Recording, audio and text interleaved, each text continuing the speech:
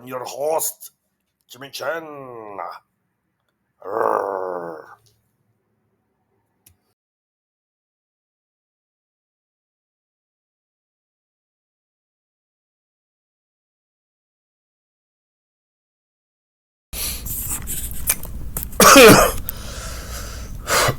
Pardon. It is I, your friendly neighborhood Holy Bible explainer. My channel is Food for HNM. We are in the book of Second Kings, chapter 24. During Jehoiakim's reign, Nebuchadnezzar, king of Babylon, invaded the land, and Jehoiakim became his vassal for 3 years. But then he turned against Nebuchadnezzar and rebelled. The Lord sent Babylonian, Aramean, Moabite, and Ammonite raiders against him to destroy Judah, in accordance with the word of the Lord, proclaimed by his servants, the prophets.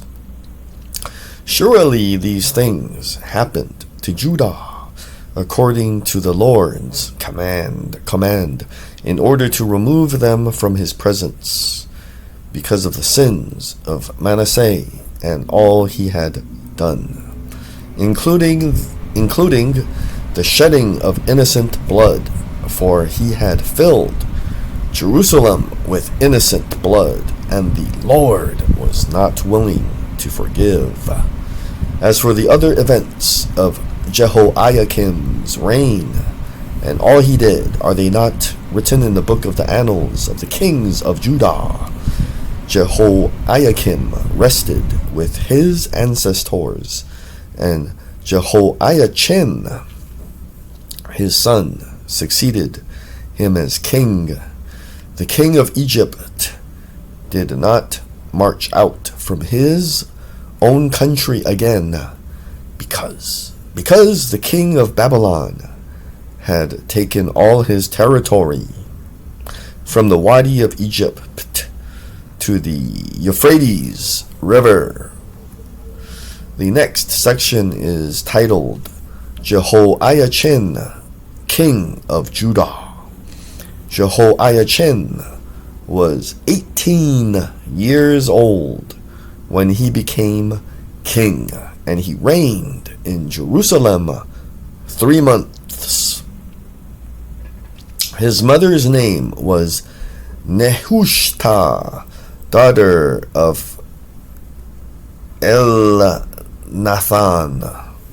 She was from Jerusalem.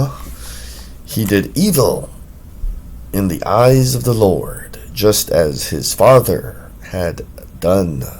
At that time, the officers of Nebuchadnezzar, king of Babylon, advanced on Jerusalem and laid siege to it. And Nebuchadnezzar himself came up to the city while his officers were besieging it. Jehoiachin, king of Judah, his mother, his attendants, his nobles, and his officials all surrendered to him. In the 8th year of the reign of the king of Babylon, he took Jehoiachin prisoner. As the Lord had declared, Nebuchadnezzar removed the treasures from the temple of the Lord. Remember, I have a theory that these treasures were cursed. So the king of Judah, right? Because the temple is in Judah. Actually, we're kind of like, kind of trick them, like if they take them, then they will have, they'll take these cursed items off their hands.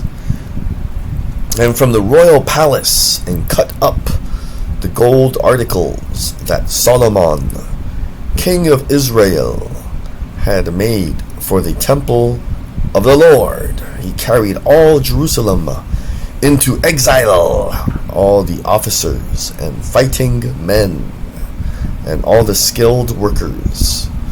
So the king of Babylon, Nebuchadnezzar, when he took these people, it doesn't look good. You have to watch these old movies where they take them kind of like as slaves, you know. There's soldiers, and then, you know, they either make them walk or put them on a camel, or they have their stuff, rob them. But they always take the important people so they can put them to work in their country. A total of 10,000 skilled workers and artisans. A total of 10,000. Only the poorest people of the land were left. Nebuchadnezzar took Jehoiachin captive to Babylon. Man, he took our king. There's a game called Capture the Flag. So they captured the king. He also took from Jerusalem to Babylon the king's mother, his wives, his officials, and the prominent people of the land. The king of Babylon also deported to Babylon the entire force of 7,000 fighting men, strong and fit for war, and 1,000 skilled workers and artisans. He made Mattaniah, Jehoiachin's uncle, king in his place, and changed his name to Zedekiah. The next section is titled Zedekiah, king of Judah. Zedekiah was 21 years old when he became king, and he reigned in Jerusalem 11 years. His mother's name was Hamutal, daughter of Jeremiah. Oh, this could be the prophet Jeremiah.